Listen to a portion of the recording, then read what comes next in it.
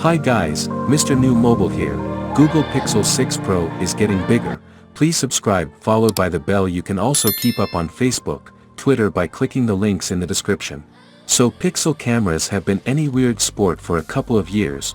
The Pixel 2 in 2017 was an incredible leap forward for smartphone photography, but features like night set aside the Pixel 3 and 4 and even Pixel 5, mostly evolutions on the same hardware and software formula, making what sometimes felt like subjective tweaks more than clear improvements to image quality. It's to Google's credit that they still remain among the very best phone cameras you can buy, if Samsung or even OnePlus stuck with the exact same sensor for tweet racing Surface flagship device, they would be laughed out of existence. But for Google that's not the case.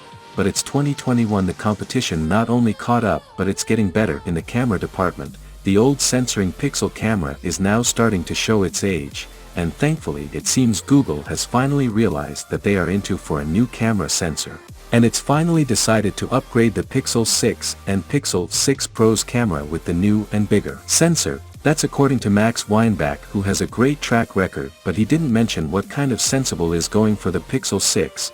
But another tipster is shedding more light on this. According to a source, the Pixel 6 Pro will utilize a Sony sensor for its camera, perhaps a 50-megapixel one. He also mentioned that a 8-megapixel periscope camera will also be included. Its 5 times optical zoom. The top of that, the phone is said to include an ultra-wide-angle lens and a color correction sensor. Apparently Google has finalized the camera setup and will go into mass production by late August.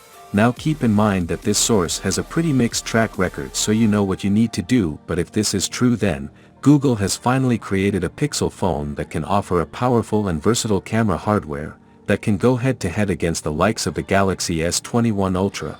Don't get me wrong, when it comes to competition photography, Pixel phones are right at the top. They lack versatility. I mean, the Pixel 5 didn't have a telephoto camera nor a periscope zoom camera.